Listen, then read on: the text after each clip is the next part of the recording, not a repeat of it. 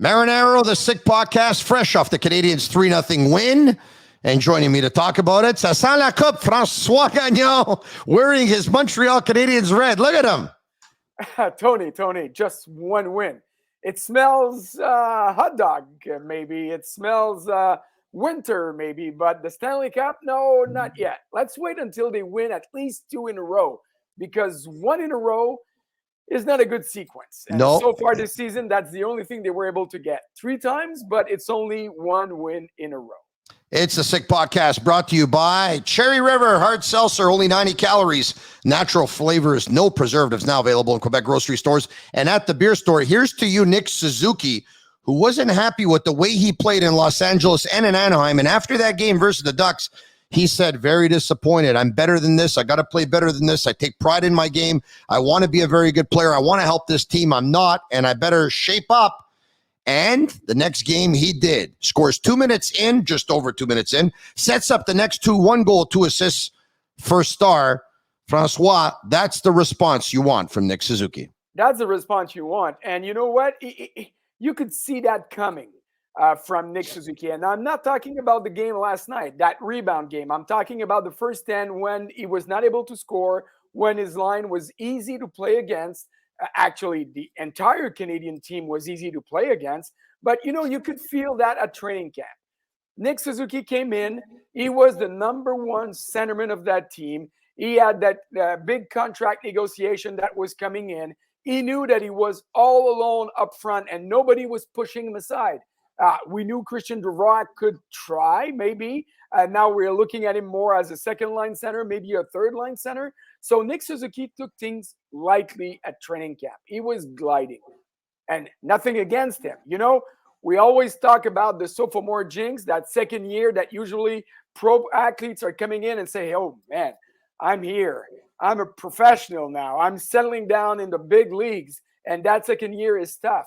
That second year came in the first year. Remember, before the playoff or before his second season, he said, I look at this as I had 2 seasons in a row because of the interruption for COVID. So last year, it was good. There was no jinx there, but he took things slightly at training camp. It showed in the first couple of games. And now, last night, he played a really good game against not that good of a hockey team. Yeah. But the Red Wings were exactly what the Canadiens and Nick Suzuki needed last night, because even though the Wings are not good, the Canadian played a good game and they were rewarded. They didn't deserve to be rewarded earlier in the season, but last night they did. You asked for it, you got it. If memory serves me well, the last time we spoke, you said to me, you wanted to see Jonathan Drouin at center. Unfortunately for him, his night only lasted 3 shifts as he went to the front of the net and he got a Brett Kulak slap shot that hit him off the ear. He went to hospital. He went back. Today, what's the latest on Drouin, Francois? Well, it was a freak accident. It looked really serious because you saw him coming out of the ice, like holding his head. No, let's hope that it's nothing that serious and that he'll be able to come back with the team tomorrow night against the Islanders because they need him. The sample was not big last night. You said it, 3 shifts. Yeah. But in those 3 shifts, we saw exactly what a line involving Drouin as a centerman with Josh Anderson on the other side, on the right side, and Mark Hoffman on the other one could give to the Canadians. A lot of pizzazz in the offensive zone, and we saw that. But oh God, when a lot of confusion in the defensive zone. When they come in their zone, you're not getting the players that you want. That's the reason why I don't mind having Josh Anderson with Jonathan Drouin on the same line. Those guys are buddies. They spend the entire summer together. Josh Anderson, who's building a new home in Montreal, lived at Jonathan Drouin's place this summer. They trained together. They played golf together. So I don't mind seeing them together. But please, on the other hand, put somebody that will be more reliable defensively than Mark Hoffman. And it's nothing against Hoffman. He can score goals. And I understand the thinking. I need a big line, guys that can give me some offensive power. They will give that to you if they stay 200 feet away of your own net. But when they come closer to your goaltender, it could become a nightmare. And we saw that in one of the 3 shifts that they played last night. Well, but at that point, you're going to have either Toffoli or Hoffman not playing on the same line, right? Because the same thing will, if you don't want Hoffman on the Drouin line with Anderson, you're not going to want Hoffman on a line with Suzuki and Toffoli either. So at that point, Hoffman's playing with Christian Dvorak? Well, that's something that I would like to see, because Dvorak is able to give the puck and to settle plays and to give scoring chances to whoever he plays with. And I'm not a big fan of Mike Hoffman, but he has one quality. Give him some scoring chances and he'll be able to score goals. That's what he does. That's why he got contract after contract. That's why teams still want to take a chance on him, even though at his age, he almost played with half of the team in the NHL. I know I'm putting too many teams here, but it's a figure of speech. So, you could see with Drouin and Anderson, a guy like Lehkonen, maybe a guy like Armia, who's strong around the boards, who's going to go get the puck for Drouin, because that's not his bread and butter. But when he gets the puck, he has a good vision, he has good hands, and he's a lot more of a set, to set the play than to score goals. So that's what I want to see. As I said, the sample last night was not big enough, but I hope we're going to see that for a while, because the first experience when he came to Montreal was not that good. But this time, because let's put it this way, the Canadians are fragile on the center line. Maybe that could help for a while until they get somebody else. For me, it's simple. In 86, they had an Italian, they won the cup. In 93, they had an Italian, they won the cup. The last couple of games before Detroit, they lost both. They bring up an Italian from Laval, a Toronto boy, and they win the game. All kidding aside, what did you think of Pezzetta's first regular season game in the National Hockey League? I really like what he brought. I was scared of one thing. The kid is all fired up. He's coming to play his first game in the NHL. They are telling him, you know what? We need your passion. We need your grit. I was scared that he would get involved in a scrap early on in the game, get ejected of the game, and we could not see what he was bringing. He needs to bring energy. Remember, there was that win in Seattle. Yeah. The fourth line, Paquette was there, played 9.5 minutes. That was the best line of the Canadian, because every time that line was on the ice, something was happening. Yeah. You mean the loss in Seattle? Yeah. No, not the loss in Seattle. The win in San Jose. I'm sorry. The win in San Jose, of course. The one in San Jose. I'm sorry. So that's what I was hoping to see from Pezzetta yesterday. He had a good training camp. You know he's going to be a feisty player. That's what I want to see. Good presence on the ice. Bring some energy. And that's exactly what he did. He said, I would have loved to score. That line had more shots on the other side's goaltender than shots that they gave to their goaltender. So that's a real positive if you're a coach. Keep that guy in, because as I said earlier on, the Canadians were way, way too easy to play against in the first 10-game stint.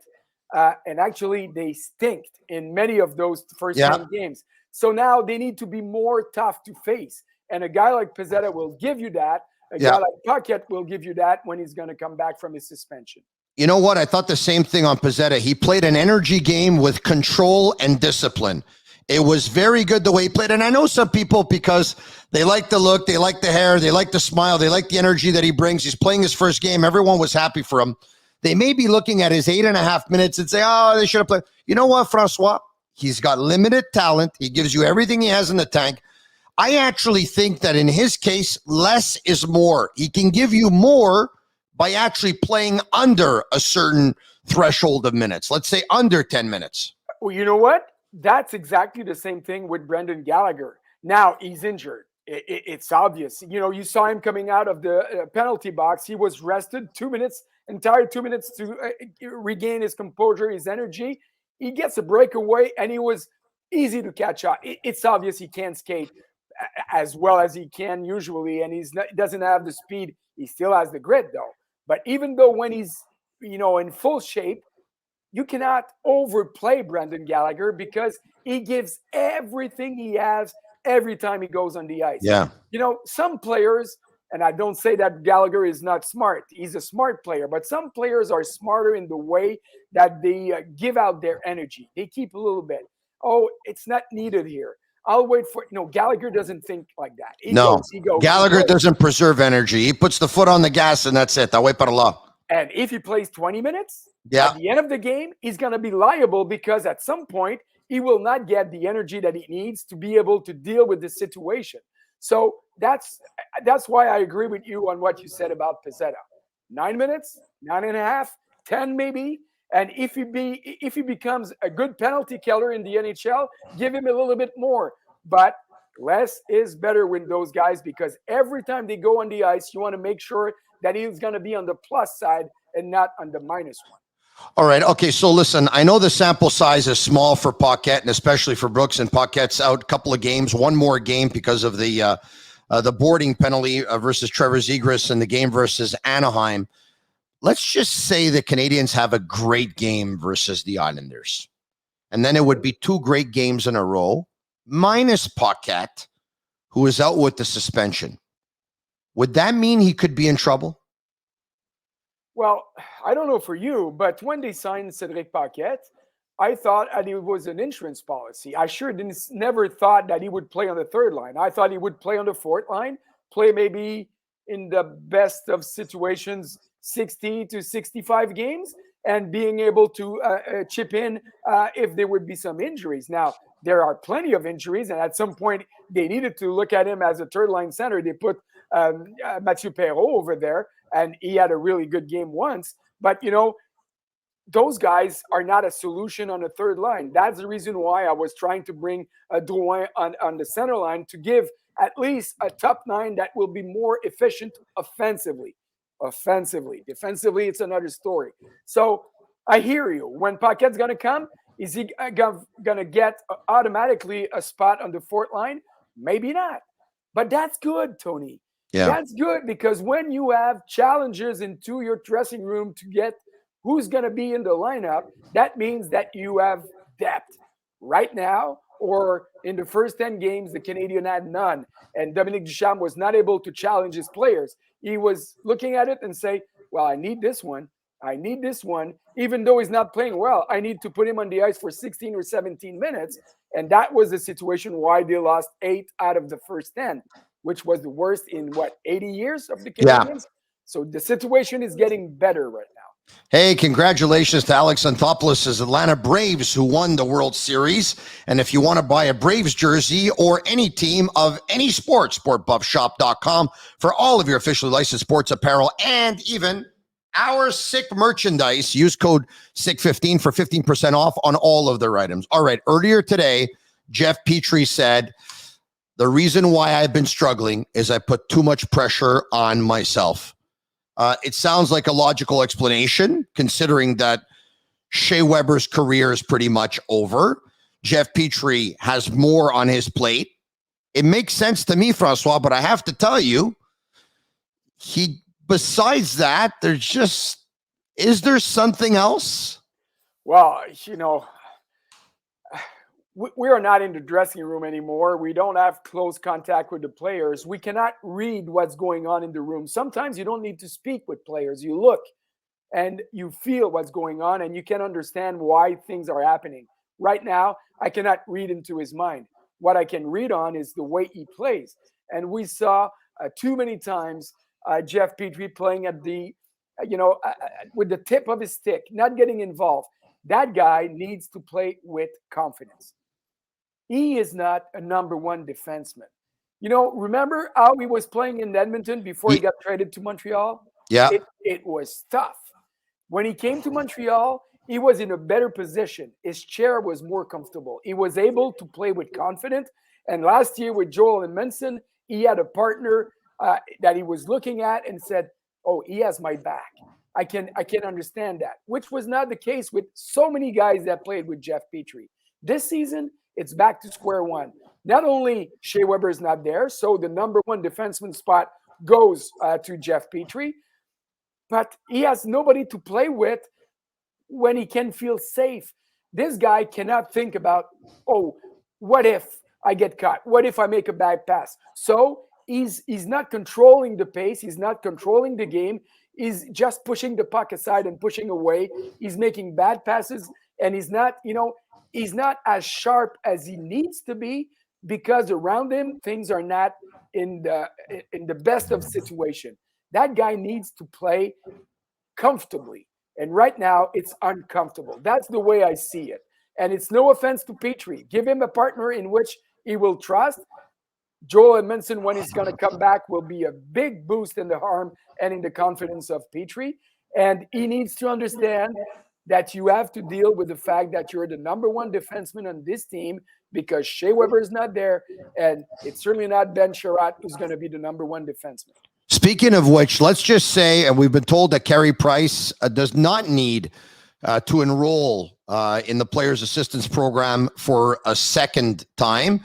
He should get out of the program on Friday, and at one point he's going to join the team. Let's just say Price and Edmondson are back playing for the Canadiens in 3 weeks. Is that fair? Let's just say 3 weeks. It's fair. Yeah. Okay. By then, will they have dug, in your opinion, will they have dug themselves a hole too big to get out of? Or did they find the template versus Detroit to play that kind of game and be back in the running, maybe be close to 500? Well, you just said it. If they played like they played last night, they will give them a chance to win some games and maybe get on a streak. That would be interesting. Or you know what? Maybe go and get a point here and there, even if you lose in overtime or in shootout. But if they come back the way they played on the West Coast and how they started the season, having some mediocre games at best and being terrible in games that they should have won and won easily, then they will dig that hole and they will be buried to the neck before they can get some relief and get some confidence back with Price in front of the net and with Edmondson on the left side of Petrie. In ending, still no news on Marc Bergevin, huh? No, and you know what? For me, this is one of the start of the problem. If at the top of the pyramid, nothing is happening, and people, players, fans, players, everybody's looking at it and say, what's going on? You know, it has repercussion down and down on the ice, in the offices. Nobody likes this situation unless Jeff Molson likes it. But he has nothing to gain there because the more he waits, the more we understand that he wants to part ways with Marc Bergevin. Because what if at the end of the year he says, well, finally, I've decided to sign him. What? Why have you waited 8 months to do this? You know, it was easy to do, and it was a way to clear things up, to make sure that a year that was looking to be difficult will not get more difficult because of the non-action of the owner, then showing up and say, you know what? This is over. We're going to pay him. He's going to go back. I'm going to groom the new guy, and we'll bring him in, and he will settle down, and he will give the new vision for the future. Yeah. Because, Francois, pardon me, 9 times out of 10, when you don't extend your personnel before a season or during the season, at the end of the season, they're gone. It happened to Danault. It happened to Tatar. It happened to Radulov. It happened to Markov. It happens to players. It will happen to general managers as well. If you're convinced you have the right guy at the helm, you extend his contract the way Tampa Bay did with Brisebois and the way other teams have done. So, I probably am going to ask you this question 1,000 times, but if I ask you today, and I'm going to keep on asking you throughout the season, so get ready. If I ask you today, the general manager of the Montreal Canadiens next year will be? Oh, Martin Madden Jr. or Mathieu Darche? That would be my wild guess for the moment. That's the most logical right now, right? I had this conversation, though, with a buddy of mine earlier this morning, and we talked about Martin Madden Jr., and he said he doesn't like the spotlight. I don't know if that's true or not. True? I think it's true. And it's a huge spotlight for a GM in Montreal. Marc Bergevin can deal with the spotlight. He can deal with the pressure. What he can deal with is this situation when he got the full confidence of his owner, when the team was going nowhere, when the team was missing the playoff, and he doesn't get the confidence of his owner the year after they go to the Stanley Cup final. Well, please explain me this. I hear you, but you know what I say to that? You know what I say to my buddy? I didn't like the spotlight either, but then I found someone to give me $3 million a year, and guess what?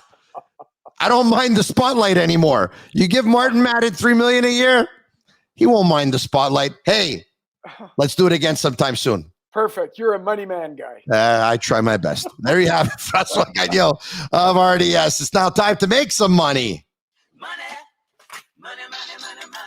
It's time for Sick Picks. Brought to you by MyBookie. You can place your bets on MyBookie. Go to mybookie.ag/the Sick Podcast and use code SickPicks to double your deposit. Bet, win, get paid. I'm sorry, it's not going to be 2 in a row for the Montreal Canadiens. To me, they beat the Detroit Red Wings. And Detroit, albeit better in the standings than the Canadiens, in my opinion, are an inferior hockey team. The Islanders make you pay for your mistakes. The Canadiens are still giving away the puck too much for my liking. I'll take the Islanders to beat the Montreal Canadiens. And I'm going to take the Kansas City Chiefs to beat the Green Bay Packers minus Aaron Rodgers, who's out with COVID. Give me 1 unit on the Islanders. Give me 2 units on the Chiefs. I'm out. Marinero, the Sick Podcast.